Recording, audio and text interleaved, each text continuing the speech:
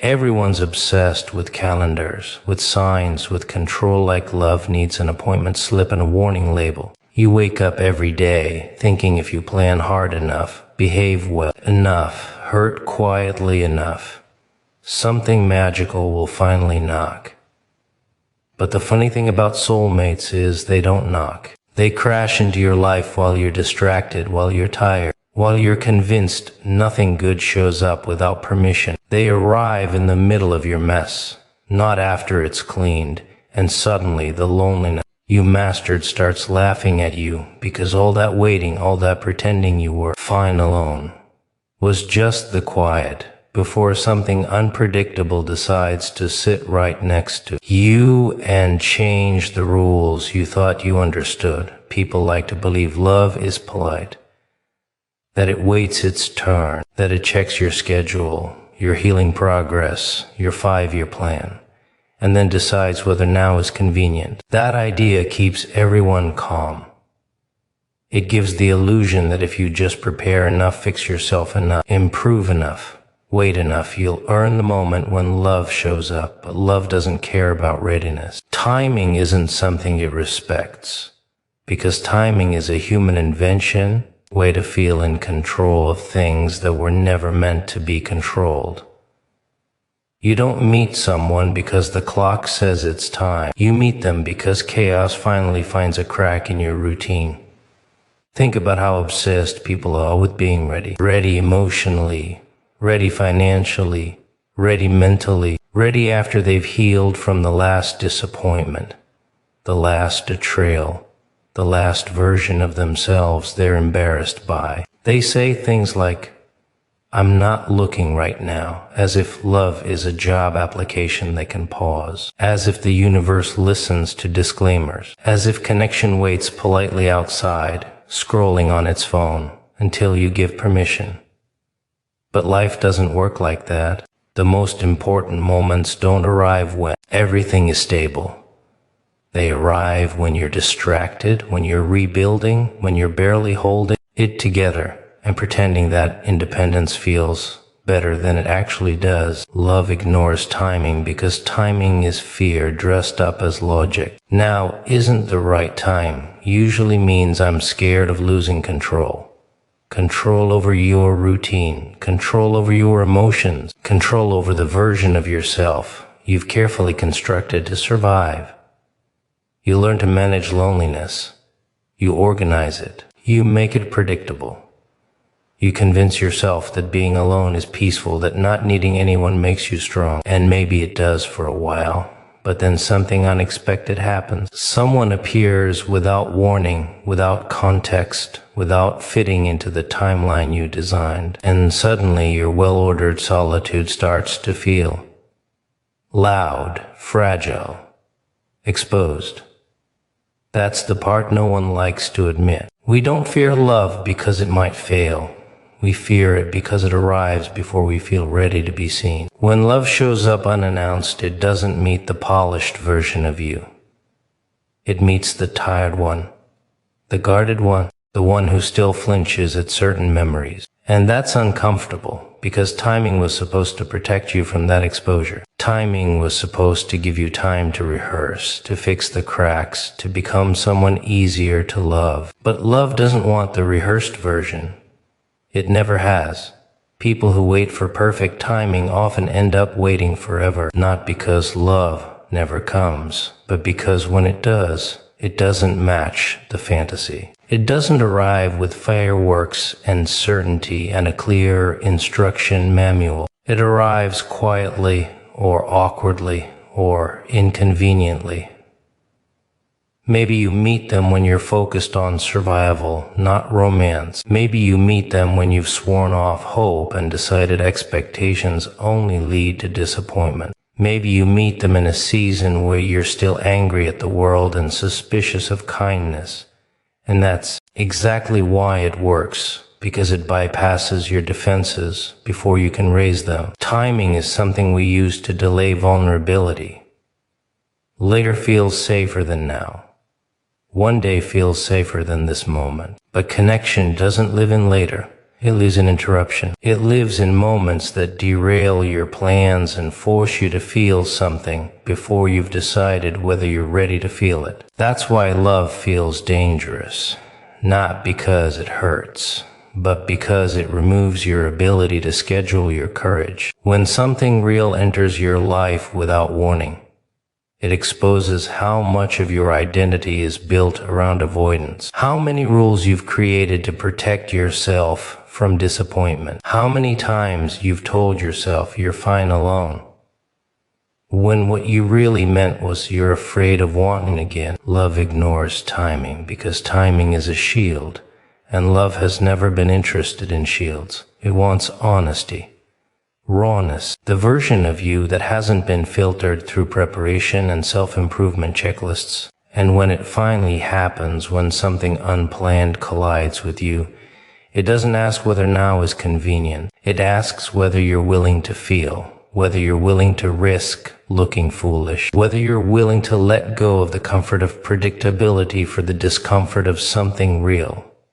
Timing never mattered. It was just the story you told yourself to feel safe while life was waiting for the right moment to interrupt you. People spend their whole lives trying to avoid chaos, like it's a disease you can quarantine if you stay disciplined enough. They build routines, rules, expectations, neat little boxes where emotions are allowed only at approved hours. Chaos scares people because it doesn't ask permission. It rearranges things, it exposes cracks, it laughs at plans. And yet, for some strange reason, the most meaningful connections never walk through clean, well-lit hallways. They slip in through broken doors during moments when everything feels unstable and slightly out of control. Chaos isn't the enemy people think it is. It's just honesty without manners. When life is calm, everyone performs. You show the version of yourself that fits the situation, that keeps things smooth, that doesn't scare anyone away. But chaos strips that away. When things fall apart, masks get heavy, pretending becomes exhausting. And suddenly, the real you starts showing up. Not because you wanted to, but because you don't have the energy to hide anymore. That's usually when connection sneaks in. Not when you're confident and polished and certain, but when you're messy, unsure, and a little unhinged from everything going wrong. Chaos creates opening, forces vulnerability where control used to sit. You stop managing impressions and start reacting honestly. You laugh louder, snap quicker, feel deeper. You become real in a way calm never allows. And real is recognizable. Real attracts what performance never could. People love to romanticize stability as the foundation of love. But stability is comfortable, not connective. Comfort keeps everything predictable. Chaos disrupts patterns. It puts you in unfamiliar emotional territory, where you can't rely on scripts. And when two people meet in that space, they don't bond over perfection, they bond over survival, over shared confusion, over the quiet relief of not having to explain why you're not okay today. There's something dangerous about chaos that makes connection intense. When your life feels like it's slipping, every genuine moment feels louder. Every small kindness feels heavier. Every honest conversation cuts deeper. Chaos sharpens awareness. You notice people differently when you're not numb with routine. You pay attention. You listen. You feel. And suddenly, someone who would have passed unnoticed in a calmer season becomes impossible to ignore. Chaos doesn't introduce people gently. It throws them together. Maybe through loss. Maybe through failure, maybe through a moment where everything you relied on collapses and you're forced to stand somewhere unfamiliar. And in the unfamiliar space, walls come down faster than you're comfortable with. You talk about things you usually keep locked away. You admit fears you've never said out loud. And the connection forms not because it's safe, but because it's honest. People think connection should feel peaceful at first. But real connection often feels unsettling, like something is poking at parts of you that were hidden for a reason. Chaos creates that discomfort. It stirs emotions you thought you'd buried neatly. It brings up unresolved pain, old desires, unspoken hopes. And when someone meets you, there doesn't flinch, doesn't run, doesn't try to fix you. It feels electric, not calm, alive. Order keeps distance. Chaos collapses it. When everything is going wrong, you stop pretending you don't need anyone. Independence loses its shine. Strength looks different. You start valuing presence over perfection. And that shift is dangerous because it opens the door to connection without filters. No resumes, no careful timing. Just two people standing in the mess, seeing each other clearly because there's nowhere left to hide. Chaos doesn't promise that the connection will be easy. It doesn't promise permanence or safety or happy endings. What it does is create a moment of truth, a moment where you meet someone without armor, where attraction isn't about image but recognition, where connection isn't planned but inevitable. People who fear chaos miss that doorway entirely. They spend their lives waiting for the right conditions, not realizing the conditions were never the point. Because chaos isn't a mistake in the story. It's the part where the story actually starts. It's the knock you didn't hear because it wasn't polite. The invitation that didn't come wrapped in reassurance. The moment everything breaks just enough for something real to slip through and sit right next to you while you're still trying to figure out what just went wrong. People like to believe healing is a checkpoint, something you complete, sign off on, and proudly announce before allowing anything meaningful into your life. As if pain comes with a syllabus and recovery has a final exam. They say things like, I need to heal first, because it sounds responsible, mature, controlled. It sounds like progress. But most of the time, it's just fear in clean clothes. Healing is never finished. It's messy, circular, inconvenient, and waiting to be whole before letting someone in is just another way to stay untouched.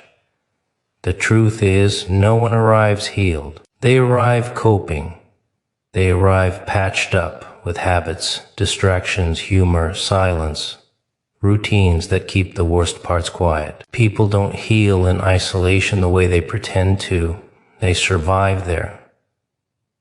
They stabilize there. But the deeper wounds, the ones tied to attachment, abandonment, trust, those don't even show themselves until another person steps close enough to trigger them.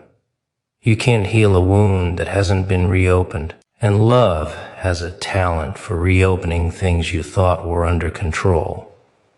That's why healing doesn't finish before arrival, because arrival is part of the healing. Connection exposes what solitude can't. You might think you're fine alone, calm, balanced, unbothered. Then someone enters your life, and suddenly you're reacting, overthinking, afraid of losing something you didn't even plan to want. Old insecurities wake up. Old defenses stretch their legs. And that's when people panic and say, I thought I was healed. You weren't broken again. You were revealed. People confuse being functional with being healed. You can wake up, go to work, laugh with friends, sleep through the night, and still be carrying unprocessed grief like a quiet passenger. Healing isn't about the absence of pain. It's about how honestly you face it when it shows up. And pain shows up loudest when you care, when there's something at stake. When someone matters enough to touch the parts you've kept guarded for years. Love doesn't wait for you to be perfect, because perfection would make it pointless. What would connection even mean if there were no scars to understand, no fears to navigate, no tenderness to protect? The idea that you must be fully healed before someone arrives assumes healing is a solo act. It's not. Some parts of you only learn to breathe when someone else stays instead of leaving. Some wounds only soften when they're witnessed without judgment. That's uncomfortable to admit, because it means vulnerability is unavoidable. It means you can't hide behind self-improvement forever. You can't delay intimacy by promising yourself one more phase of growth, one more year of working on yourself. Growth doesn't stop when love arrives. It accelerates, and acceleration feels like losing control. Emotions hit faster, the stakes feel higher, fear gets louder. That doesn't mean you weren't ready.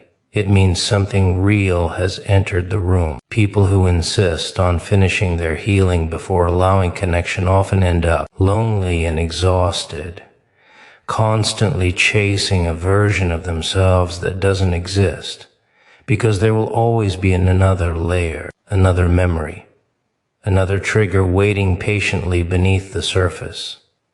Healing isn't a destination. It's a process that unfolds in motion, not in waiting rooms.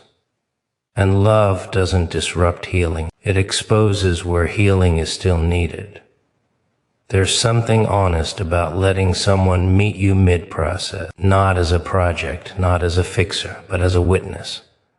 Someone who sees the cracks and doesn't demand explanation. Someone who understands that healing isn't linear, that some days you'll be strong and others you'll flinch at shadows you thought you outgrew. That kind of presence doesn't complete healing, but it changes how heavy it feels.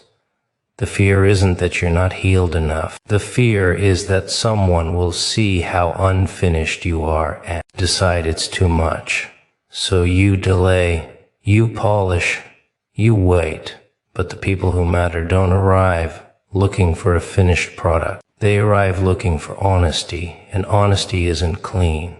It stutters. It contradicts itself. It admits progress and setbacks in the same breath. Healing doesn't finish before love arrives, because love is one of the places healing actually happens. Not the gentle, aesthetic kind people post about.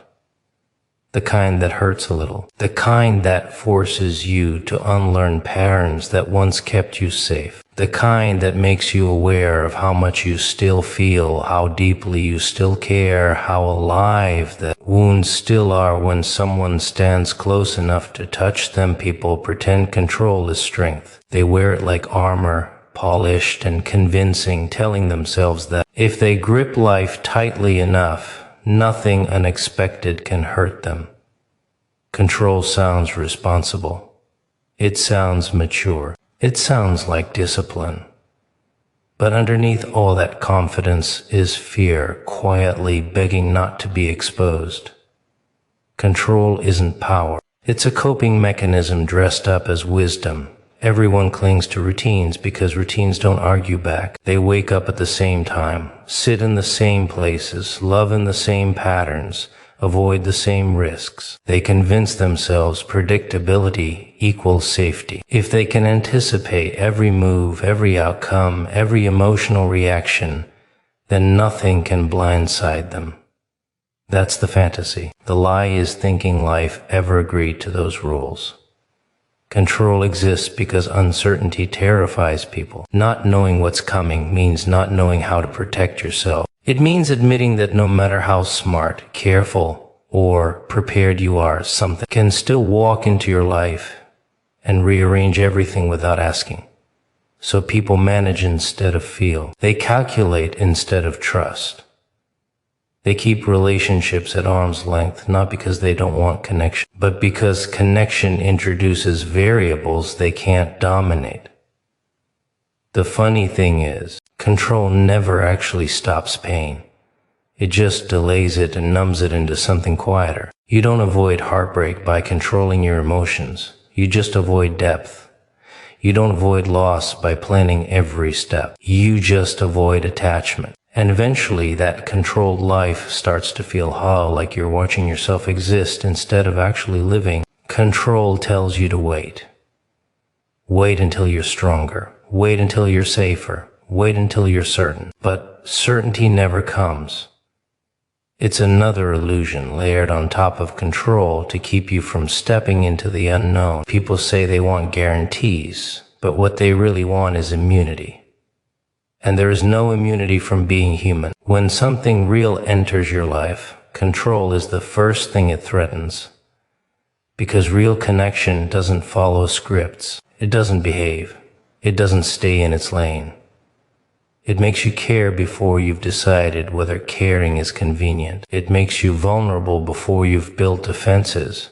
And that's when people panic. They try to manage feelings instead of listening to them. They try to label, limit, define what something is before it has a chance to become anything dangerous. That's how people sabotage themselves while calling it self-respect. They say things like, I don't do surprises, or I need clarity first, or I don't like not knowing where this is going. What they mean is, they don't like not being in charge. They don't like the feeling of leaning into something without knowing if it will hold them.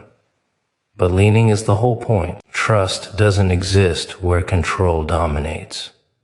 Control convinces you that letting go equals weakness. But the real weakness is needing everything to behave for you to feel okay. The real strength is surviving uncertainty without shutting down. Control keeps you emotionally constipated, holding everything in, terrified that if you loosen your grip, something will spill and make a mess. And life loves mess. Life thrives in it. The illusion of control is comforting because it makes you feel superior to chaos, like you're smarter, more disciplined, less impulsive than everyone else. But chaos doesn't care about your self-image. It doesn't care how careful you've been. It shows up anyway, and when it does, all that control either cracks or suffocates you. People who cling hardest to control suffer the most when it fails because they've never practiced flexibility. Letting go doesn't mean recklessness.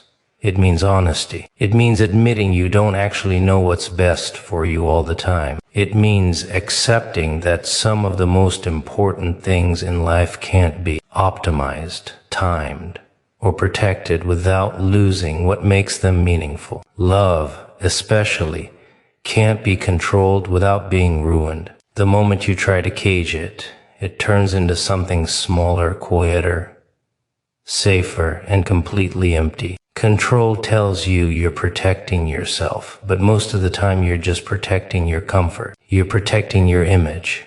You're protecting the version of life where nothing surprises you and nothing asks too much. But nothing great ever comes from that version. Growth doesn't ask permission.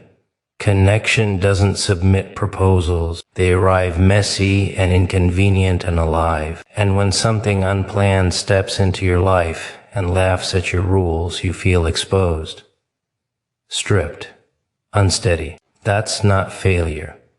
That's reality breaking through the illusion you were hiding behind. Control was never the point. It was just a story you told yourself to feel safe while the things that actually matter were waiting for you to loosen your grip. People want fate to be formal. They wanted to send emails, confirmations, little signs they can screenshot and analyze. They want fate to speak clearly, calmly, in a voice that reassures them they're making the right choices. But fate doesn't explain itself. It interrupts, it surprises, it shows up uninvited and speaks in moments that don't make sense until much later, if ever. Surprise isn't a flaw in the design, it's the language itself. If fate announced everything ahead of time, no one would listen. They'd prepare too much. They'd dilute the experience with expectations. Surprise keeps you honest. It strips away rehearsed reactions and forces you to respond with whatever is real in you at that moment. That's why the most meaningful events in life never come with warnings. They come disguised as coincidences, accidents, wrong turns, bad timing, ordinary days that suddenly stop being ordinary. People hate surprises because surprises take away control.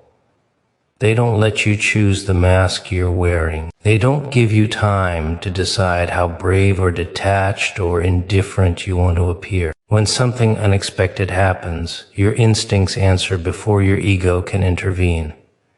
And those instincts don't lie. Surprise exposes what matters to you before you've had a chance to deny it. Fate doesn't whisper. It throws things into your path and watches how you react. Not because it's cruel, but because reaction reveals more truth than intention ever could. You can say you don't care. You can say you're done hoping. You can say you're focused on yourself now. But then something unexpected stirs something in you, and suddenly all that certainty collapses. Surprise doesn't argue with your beliefs. It bypasses them.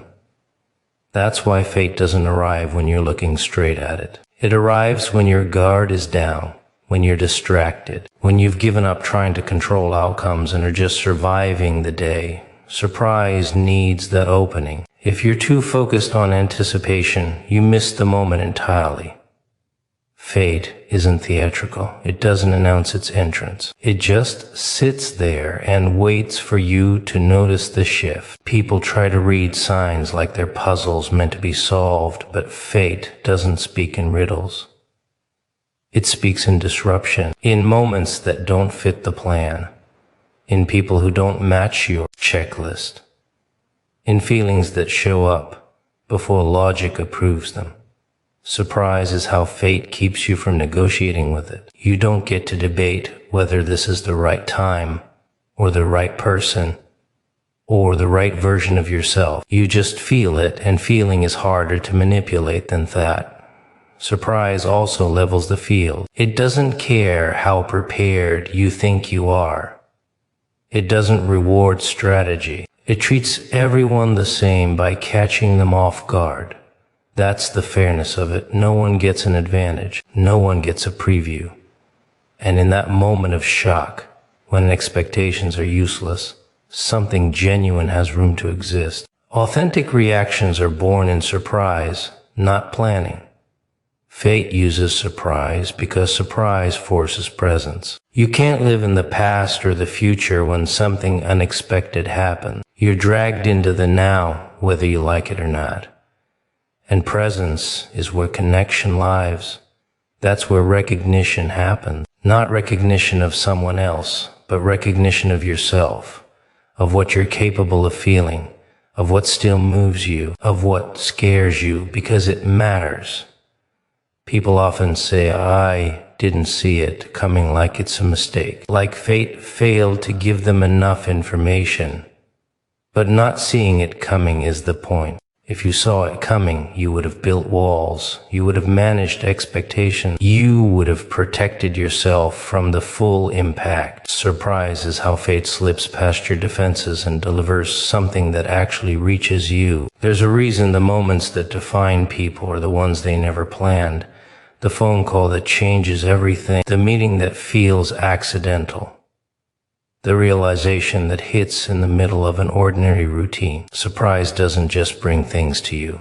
It rearranges you. It forces you to adapt, to feel, to choose without a script. And those choices, made in shock and honesty, shape who you become far more than the ones made calmly and carefully. Fate doesn't want your permission.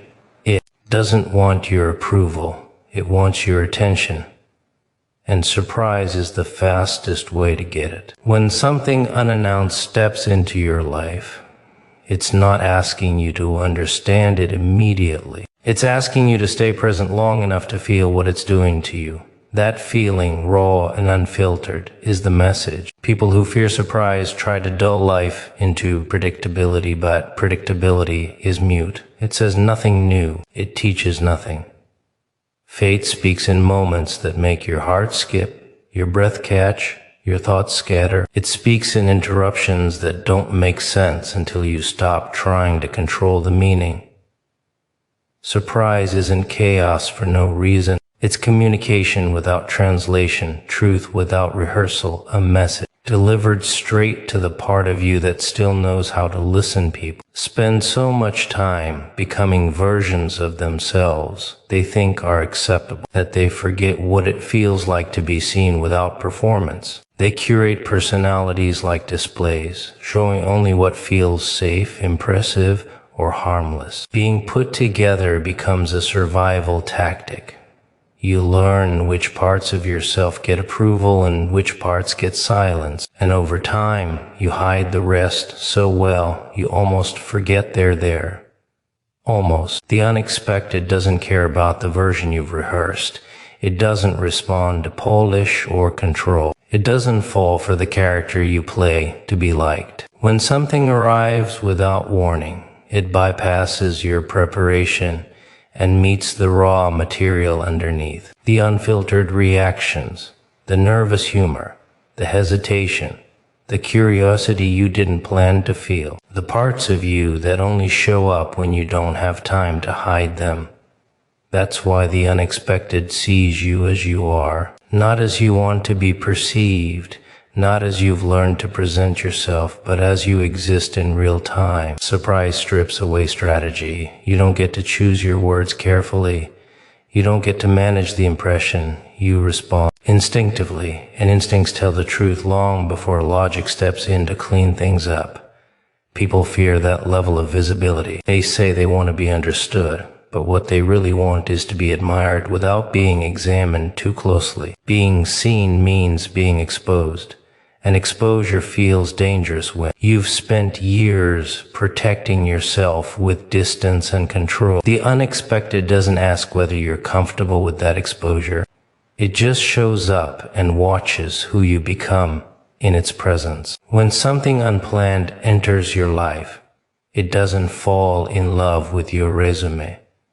It notices how you react under pressure, how you laugh when you're caught off guard, how you soften when you don't have time to build walls. It sees the contradictions you try to hide, the confidence mixed with doubt, the strength tangled with fear, the independence quietly craving connection. And strangely enough, those contradictions are what make you recognizable. People who plan everything rarely feel seen. They feel evaluated.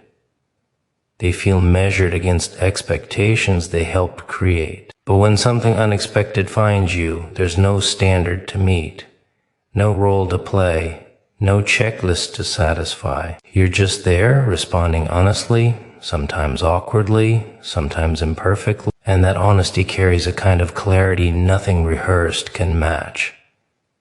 The unexpected doesn't want the best version of you. It wants the real one. The one who still flinches at certain memories. The one who jokes to hide discomfort. The one who tries to appear calm while feeling everything at once. That version doesn't show up on purpose. It shows up when you're surprised, when your defenses lag behind your emotion. That's also why unexpected connection feels intense. You're not bonding over shared interests or planned conversation. You're bonding over recognition.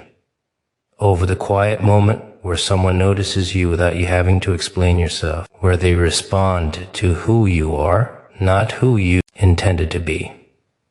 That kind of recognition feels unsettling because it bypasses control, but it also feels relieving because it requires no performance. People often mistake being seen for being judged, because judgment has followed exposure so many times before. But being seen isn't about evaluation, it's about acknowledgement, about someone noticing your presence in a way that doesn't demand improvement or correction. The unexpected has no expectations, and the absence of expectation creates space for authenticity. When you're seen unexpectedly, there's no build-up, no fantasy, no pressure to maintain an image.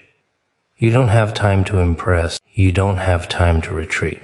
You just exist, and somehow that's enough in that moment. That's what makes it powerful. That's what makes it frightening.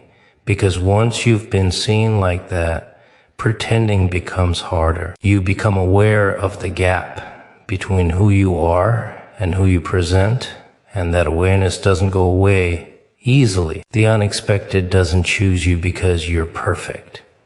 It chooses you because you're present, because you're open in that moment, even if you didn't mean to be. It sees you when you're not hiding behind ambition, control, or emotional armor. It sees you mid-thought, mid-feeling, mid-contradiction. And that's the version that leaves the deepest impression. People chase validation from the world by showing only what they think will be accepted, but the unexpected doesn't validate. It recognizes.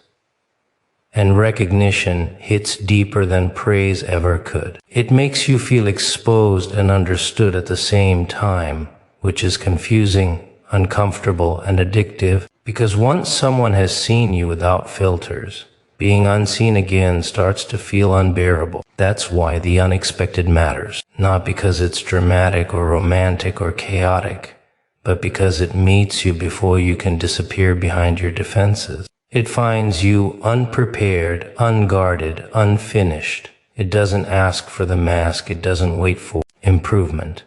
It looks at what's already there and responds to that. And in that response, you realize something quietly dangerous. You don't have to be different to be noticed. You just have to be there when life decides to look straight at you.